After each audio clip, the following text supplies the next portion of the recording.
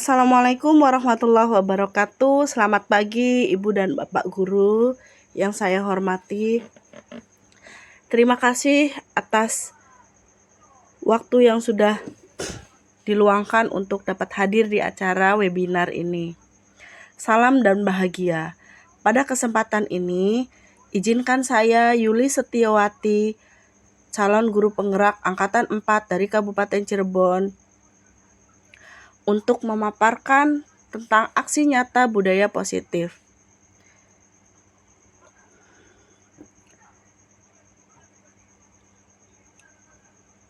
Pada kegiatan ini kita akan yang pertama-tama itu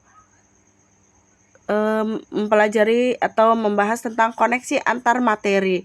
Di sini sebelum membahas budaya positif, kita sebelumnya akan mempelajari tentang pemikiran Ki Hajar Dewantara atau biasanya filosofi Ki Hajar Dewantara, lalu profil pelajar Pancasila, nilai-nilai dan peran guru penggerak, dan visi masa depan. Lalu kita masuk ke budaya positif. Baik, yang pertama adalah filosofi pemikiran Ki Hajar Dewantara. Menurut Ki Hajar Dewantara, pendidikan adalah menuntun segala kekuatan kodrat yang ada pada anak agar mereka dapat mencapai keselamatan dan kebahagiaan yang setinggi-tingginya, baik sebagai manusia maupun sebagai anggota masyarakat, bebas dari segala ikatan dengan kata suci, dengan hati suci, mendekati sang anak tidak untuk meminta sesuatu tetapi untuk menghamba pada anak. Lalu yang kedua adalah profil pelajar Pancasila. Profil pelajar Pancasila ini diharapkan dapat diaplikasikan dalam kehidupan atau keseharian murid-murid kita. Adapun profil pelajar Pancasila yaitu yang pertama, beriman dan bertakwa kepada Tuhan Yang Maha Esa dan berakhlak mulia. Kedua, kreatif. Ketiga, gotong royong. Keempat, berkebinekaan global. Kelima, bernalar kritis. Keenam, mandiri. Nah, selanjutnya adalah nilai dan peran guru penggerak. Nilai guru penggerak mandiri, kolaboratif, inovatif, reflektif, dan berpihak pada murid. Sedangkan peran guru penggerak adalah yang pertama sebagai pemimpin pembelajar, yang kedua coach bagi guru lain, yang ketiga menggerakkan komunitas praktis, yang keempat mendorong kolaborasi antara guru, yang kelima adalah mewujudkan kepemimpinan murid.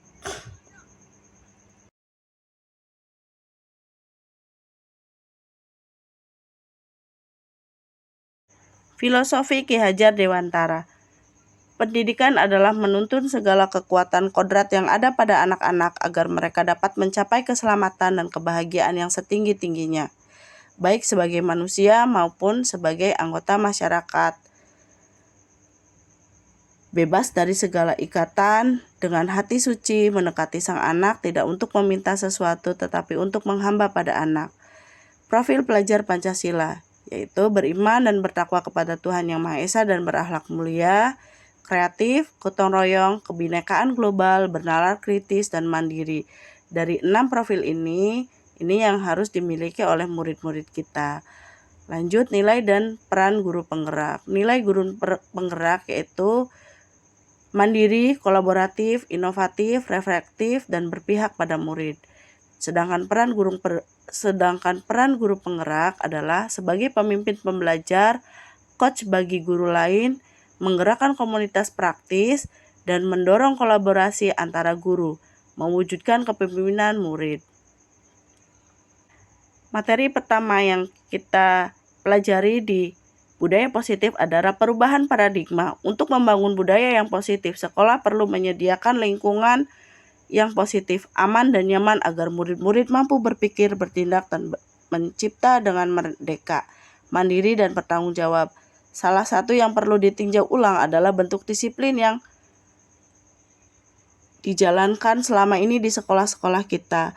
Sebelum kita gali lebih lanjut tentang teori disiplin restitusi dari Dan Gosen, mari kita samakan model berpikir tentang disiplin itu sendiri. Biasanya disiplin selalu dikaitkan dengan kontrol. Maksud kontrol di sini adalah kontrol guru dalam menghadapi murid. Dr. William Glasser mengungkapkan beberapa miskonsepsi tentang kontrol. Di antaranya yaitu yang pertama, ilusi guru mengontrol murid. Yang kedua, ilusi bahwa semua penguatan positif efektif dan bermanfaat. Yang ketiga, ilusi bahwa kritik dan membuat orang merasa bersalah dapat menguatkan karakter. Yang keempat, ilusi bahwa orang dewasa memiliki hak untuk memaksa. Baik, materi selanjutnya adalah konsep disiplin positif dan motivasi. Ketika mendengar kata disiplin, yang terbayang dalam benak kita adalah tata tertib, aturan, patuh terhadap peraturan. Kata disiplin juga sering dihubungkan dengan hukuman. Padahal itu adalah hal yang berbeda karena belajar tentang disiplin positif tidak harus dengan memberi hukuman. Justru hukuman adalah salah satu alternatif terakhir dan kalau perlu tidak perlu digunakan sama sekali. Dalam budaya kita, makna kata disiplin dimaknai menjadi sesuatu yang dilakukan seseorang pada orang lain untuk mendapatkan kepatuhan. Kita cenderung menghubungkan disiplin dengan sesuatu yang membuat tidak nyaman. Bapak Ki Hajar Dewantara menyatakan, di mana ada kemerdekaan, disitulah ada disiplin yang kuat. Baik, materi selanjutnya adalah keyakinan kelas. Setiap tindakan dan perilaku yang kita lakukan di dalam kelas dapat menentukan terciptanya sebuah lingkungan positif. Perilaku warga kelas tersebut menjadi sebuah kebiasaan yang akhirnya membentuk sebuah budaya positif. Untuk terbentuknya budaya positif, pertama perlu diciptakan dan disepakati keyakinan-keyakinan atau prinsip-prinsip dasar bersama di antara seluruh warga kelas. Keyakinan kelas ini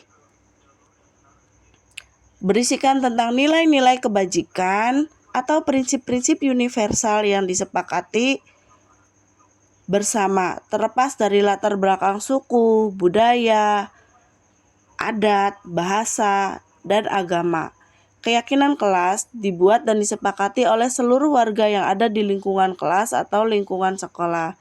Contoh dari kesepakatan kelas yang sudah saya dan murid-murid saya buat di kelas 5 di SD Negeri 2 Bango 2. Contohnya adalah yang pertama, masuk kelas tepat waktu yaitu pukul 7. Yang kedua, tidak makan dan minum di dalam kelas. Yang ketiga, memakai masker. Keempat, tidak bermain bola di dalam kelas. Kelima, saling menghargai dan tidak menghina teman. Nah, berikut adalah contoh dari kegiatan saya bersama murid-murid ketika membuat sebuah kesepakatan kelas yang nanti akan disepakati menjadi keyakinan kelas. Murid-murid nanti akan dibagikan ke dalam beberapa kelompok kecil yang terdiri dari 5-6 murid. Lalu setiap anggota nanti harus membuat atau mengungkapkan keyakinan yang ingin mereka terapkan di kelas. Lalu dituliskan ke dalam kertas not. Nah, nanti ada beberapa perwakilan dari mereka maju untuk menempelkan pada kertas besar yang sudah disediakan di depan kelas. Lalu guru dan murid. Selanjutnya adalah pemenuhan kebutuhan dasar. Seluruh tindakan manusia memiliki tujuan tertentu. Semua yang kita lakukan adalah usaha terbaik kita untuk mendapatkan apa yang kita inginkan. Ketika kita mendapatkan apa yang kita inginkan, sebetulnya kita sedang memenuhi salah satu atau lebih dari satu kebutuhan dasar kita. Kebutuhan dasar kita adalah yang pertama bertahan hidup, kedua cinta dan kasih sayang, ketiga kebebasan, keempat kesenangan, kelima kekuasaan. Ketika seorang murid melakukan suatu perbuatan yang bertentangan dengan nilai-nilai kebajikan atau melanggar peraturan, hal itu sebenarnya disebabkan karena mereka gagal memenuhi kebutuhan dasar mereka. Mari kita simak satu persatu kebutuhan dasar ini. Yang pertama, kebutuhan dasar hidup. Kebutuhan bertahan hidup adalah kebutuhan yang bersifat fisiologis untuk bertahan hidup, misalnya kesehatan, rumah, dan makanan. Kedua, cinta dan kasih sayang. Kebutuhan mencintai dan memiliki meliputi kebutuhan akan hubungan dan koneksi sosial. Kebutuhan untuk memberi dan menerima kasih sayang, dan kebutuhan untuk merasa menjadi bagian dari suatu kelompok. Kebutuhan ini juga meliputi rasa keinginan untuk tetap berhubungan baik dengan beberapa anggota keluarga, teman, kolega, dan lainnya. Ketiga adalah kebebasan. Kebutuhan kebebasan berkaitan dengan kebutuhan atau kemandirian, otonomi, memiliki pilihan, dan mampu mengendalikan arah hidup seseorang. Keempat, kesenangan. Kebutuhan kesenangan adalah kebutuhan untuk mencari kesenangan, bermain, dan tertawa. Yang kelima, kekuasaan. Kebutuhan penguasaan berkaitan dengan kekuatan untuk mencapai sesuatu, menjadi kompeten, menjadi terampil, dan diakui atas prestasi dan keterampilannya. Lalu materi selanjutnya adalah 5 posisi kontrol. 5 posisi kontrol tersebut adalah yang pertama, penghukum, membuat orang merasa bersalah, teman, monitor atau pemantau, dan manajer. Posisi yang pertama adalah penghukum. Seseorang yang menempati posisi penghukum biasanya menggunakan hukuman fisik maupun verbal. Orang-orang yang menjalankan posisi penghukum selalu mengatakan bahwa sekolah memerlukan sistem atau alat yang dapat lebih menekan murid-murid lebih dalam lagi. Kedua, pembuat orang merasa bersalah. Pada posisi ini biasanya guru atau orang tua atau pimpinan akan bersuara lebih lembut. Membuat orang merasa bersalah akan menggunakan keheningan yang membuat orang lain merasa tidak nyaman, bersalah, atau merasa rendah diri. Di posisi ini, murid akan memiliki penilaian diri yang buruk tentang diri mereka. Murid akan merasa tidak berharga dan telah mengecewakan orang-orang disayanginya. Yang ketiga adalah posisi teman. Seseorang yang menempati posisi teman tidak akan menyakiti murid, namun akan tetap berupaya mengontrol murid melalui persuasi. Posisi teman pada guru bisa negatif atau positif. Positif di sini maksudnya berupa hubungan baik yang terjalin antara guru dan murid. Nah, sedangkan hal negatifnya dari posisi teman ini adalah bila suatu saat guru tersebut tidak membantu, maka murid akan merasa kecewa dan tidak mau lagi berusaha. Yang keempat adalah posisi pengontrol. Posisi monitor atau pemantau. Di posisi ini, guru bertindak sebagai pemantau. Memonitor berarti mengawasi. Pada saat mengawasi, kita bertanggung jawab atas perilaku orang yang kita awasi. Posisi pemantau bertindak berdasarkan pada peraturan-peraturan dan konsekuensi. Dengan menggunakan konsekuensi atau sanksi, kita dapat membedakan hubungan pribadi dengan murid. Seorang pemantau sangat mengendalikan perhitungan, catatan, data yang digunakan sebagai bukti atas perilaku seseorang. Lalu posisi yang kelima adalah manajer. Posisi manajer adalah posisi terakhir dalam posisi kontrol. Manajer adalah posisi mentor, di mana guru berbuat sesuatu bersama murid. Guru mempersilahkan murid mempertanggungjawabkan perilakunya, mendukung murid agar dapat menemukan solusi atas permasalahannya sendiri. Sehingga sewaktu-waktu guru dapat memposisikan diri pada kedua posisi tersebut bila diperlukan. Pada posisi manajer, guru akan diajak untuk menganalisis kebutuhan dirinya maupun kebutuhan orang lain. Yang ditentukan di sini bukan pada membuat sebuah konsekuensi, namun dapat melakukan kolaborasi dengan murid untuk memperbaiki kesalahan yang ada. Tugas seorang manajer bukan untuk mengatur perilaku seorang, melainkan membimbing seseorang untuk dapat mengatur dirinya. Seorang manajer tidak memisahkan murid dari kelompoknya, tapi mengembalikan murid tersebut pada kelompoknya dengan karakter yang lebih baik dan lebih kuat.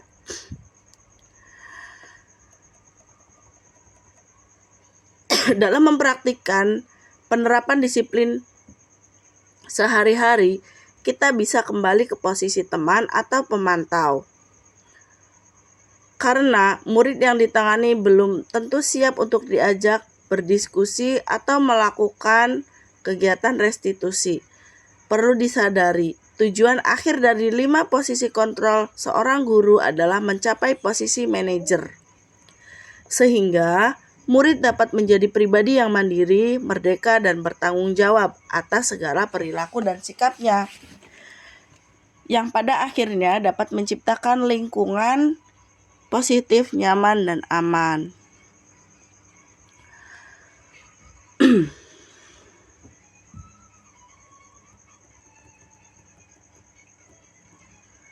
Materi selanjutnya adalah segitiga restitusi. Pada umumnya, selama ini jika ada seseorang yang melakukan kesalahan, maka respon kita adalah langsung memaafkan atau membuat mereka tidak nyaman. Kita cenderung fokus pada kesalahan daripada mencari cara untuk memperbaiki diri. Sebagai seorang guru, orang tua, atau pemimpin, ketika ada seorang murid melakukan kesalahan, tindakan mana yang akan Anda lakukan? Yang pertama, Anda akan menunjukkan kesalahannya dan meminta untuk melakukan kesalahannya baik-baik.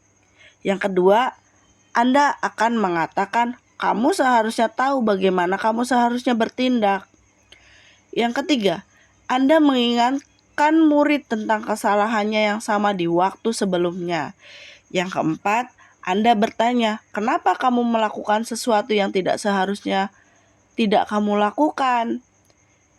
Yang kelima, Anda akan memberi kritik dan mendiamkannya. Jika kita masih melakukan tindakan-tindakan di atas, kita akan membuat murid merasa menjadi anak yang gagal. Oleh karena itu, kita dianjurkan untuk melakukan restitusi. Apa itu restitusi? Restitusi adalah proses menciptakan kondisi bagi murid untuk memperbaiki kesalahan mereka, sehingga mereka bisa kembali pada kelompok mereka dengan karakter yang lebih kuat. Restitusi merupakan proses kolaboratif yang mengajarkan murid untuk mencari solusi untuk masalah dan membantu murid berpikir tentang orang seperti apa yang mereka inginkan dan bagaimana mereka harus memperlakukan orang lain. Restitusi membantu murid menjadi lebih memiliki tujuan, disiplin positif, dan memulihkan dirinya setelah berbuat salah. Yang tujuannya adalah menjadi orang yang menghargai nilai-nilai kebajikan yang mereka percaya. Melalui restitusi, ketika murid berbuat salah, guru akan menanggapi dengan cara yang memungkinkan murid untuk membuat evaluasi internal tentang apa yang dapat mereka lakukan untuk memperbaiki kesalahan dan mendapatkan kembali harga dirinya. Pada proses restitusi, sesuai dengan teori kontrol William Glasser tentang solusi menang-menang. Artinya, di sini tidak ada yang dirugikan antara korban dan orang yang melakukan kesalahan. Kedua-duanya sama-sama diuntungkan dan kedua-duanya sama-sama menang. Setelah mengetahui tentang apa yang dimaksud dengan restitusi, kita akan mengetahui bagaimana cara melakukannya. Untuk memudahkan para guru dan orang tua dalam melakukan persiapan restitusi, proses ini dikenal dengan segitiga restitusi. Proses segitiga restitusi meliputi 3 tahap. Yang pertama adalah menstabilkan identitas. Bagian dasar dari segitiga restitusi bertujuan untuk mengubah identitas anak dari orang yang gagal karena melakukan kesalahan menjadi orang yang sukses. Anak yang sedang mencari perhatian adalah anak yang sedang mengalami kegagalan. Dia mencoba untuk memenuhi kebutuhan dasarnya namun ada benturan. Jika kita mengkritik dia, kita akan membuatnya merasa dalam posisi gagal. Kalau kita ingin menjadi proaktif, maka kita harus meyakinkan anak dengan kalimat yang tidak menghakimi. Ketika seseorang sedang merasa sedih dan emosional, biasanya mereka mengakses bagian otak yang berfungsi untuk berpikir rasional. Nah, pada saat itulah kita bisa menstabilkan identitas anak. Lalu proses yang kedua adalah validasi tindakan yang salah. Setiap tindakan pasti ada tujuan, yaitu memenuhi kebutuhan dasar. Jadi kita bisa memahami kebutuhan dasar yang mendasar sebuah tindakan. Kita bisa menemukan cara-cara paling efektif untuk memenuhi kebutuhan tersebut. Yang ketiga adalah menanyakan keyakinan. Nah, di sini kita kembali ke keyakinan kelas yang sudah dibuat. Di sana kita mengingatkan kembali kepada murid yang melakukan kesalahan tentang keyakinan yang sudah dibuat. Sekian penjelasan dari saya. Terima kasih. Berikut kegiatan restitusi yang sudah saya praktikkan bersama kedua murid saya. Winda, Mai, tadi Bu dapat laporan dari Bisang Ida. Ada kejadian apa di kantin? Bisa ceritakan pada Ibu? Iya Bu, tadi saat istirahat kami berburu jajan sambil dorong-dorongan dan bercanda sampai-sampai dagangan disangka jatuh dan berserakan. Mai, bagaimana? Ada yang kamu tambahkan? Kami tidak sengaja Bu, kami tahu dagangan salah. Baiklah, di sini Ibu tidak mencari siapa yang benar atau siapa yang salah. Kita bersama-sama mencari solusi yang terbaik untuk memperbaiki situasi ini. Ibu tahu, mungkin kalian sudah lapar dan ingin cepat-cepat dilayani pedagang agar bisa mengatasi rasa lapar kalian. Iya Bu. Apa kalian masih ingat keyakinan kelas kita? Yang mana yang belum kalian tunjukkan? Ya, Mai? Iya. Baiklah, kita kembali ke masalah di kantin tadi ya. Ketika istirahat, kalian buru-buru ke kantin sampai dorong-dorongan, sehingga menumpahkan dagangan Bisang Ida. Kalian sadar bahwa itu perbuatan yang merugikan dan mengganggu orang lain. Iya Bu. Nah, sekarang kita semua harus mengindahkan dan saling mengingatkan keyakinan kelas kita. Besok, kalian bisa kembali ke kantin dan menunjukkan sikap yang baik ketika di sana dan lebih baik dari hari ini ya. Ya, terima kasih ya.